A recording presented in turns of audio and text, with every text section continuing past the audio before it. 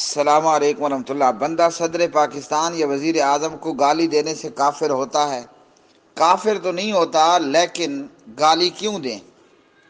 ہاں جی، گالی دینا حرام ہے۔ بندہ مومن جو ہوتا ہے نا، مومن بندہ، وہ بد زبان اور فحش گو نہیں ہوتا۔ تو گالی نہ عمران صاحب کو دینی ہے، نہ گالی عارف علوی صاحب کو دینی ہے، نہ گالی شہباز شریف کو دینی ہے، نہ گالی مریم نواز کو دینی ہے۔ جو بد فطرت بندہ ہوتا ہے نا، گندا آدمی ہوتا ہے، وہ لوگوں کو گالی دیتا ہے مثلا۔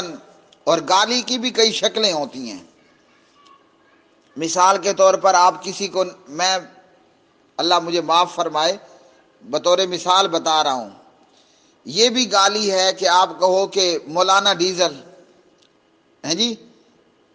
مفتی محمود صاحب نے اپنے بیٹے کا نام رکھا تھا فضل الرحمان، تو ہم اس کو ہزار اختلاف کے بعد بھی فضل الرحمان کہیں گے، جیسے ہزار اختلاف کے بعد بھی ہم عمران احمد خان نیازی کہیں گے، ہزار اختلاف کے بعد بھی ہم آصف زرداری کہیں گے، شہباز شریف کہیں گے، صدر عارف علوی کہیں گے۔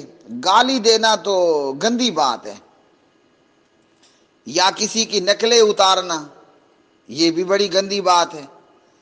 ہاں جی، ہمارا اختلاف ہو سکتا ہے، مثلا آپ کو اختلاف ہو شیخ رشید صاحب سے، تو اسلام گالی دینے کی تو اجازت ہرگز نہیں دیتا۔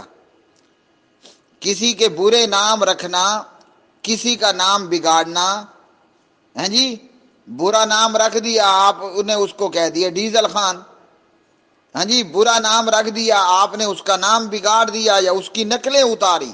شریف بندہ، خاندانی بچہ یہ کام نہیں کرتا۔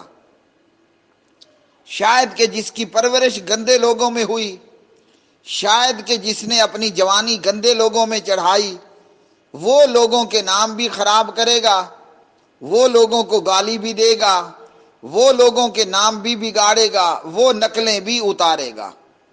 قرآن کہتا ہے وَلَا تَنَابَزُوا بِالْأَلْقَابِ بِئْسَ الِاسْمُ الْفُسُوقُ بَعْدَ الْإِیمَانِ۔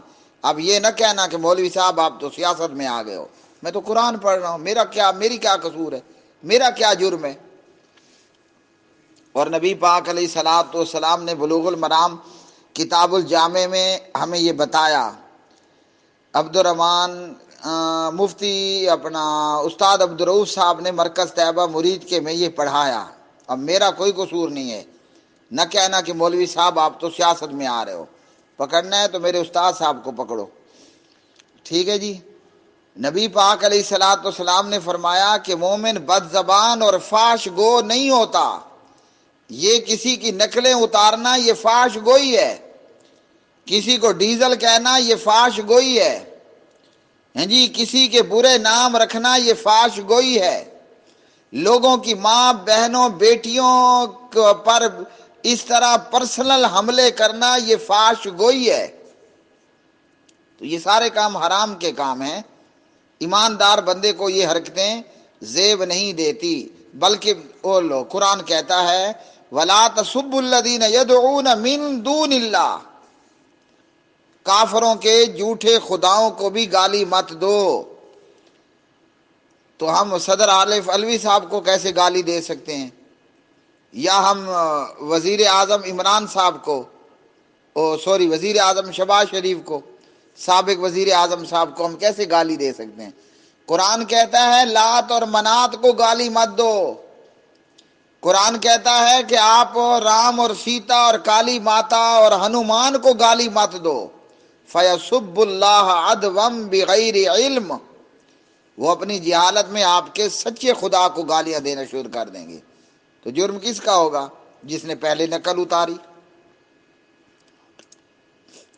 جرم کس کا ہوگا؟ جس نے پہلے ایک بندے کا نام رکھ لیا ڈیزل، تو یہ مجرم ہوگا۔ تو یہ سخت حرام بات ہے۔ حضرت عبداللہ بن مسعود رضی اللہ عنہ راوی ہیں، ابن مسعود کہتے ہیں کہ نبی پاک صلی اللہ علیہ وسلم نے فرمایا مسلمان کو گالی دینے سے بندہ فاسق ہو جاتا ہے، اور مسلمان سے لڑائی کرنا تو فرمایا کہ یہ کفر ہے۔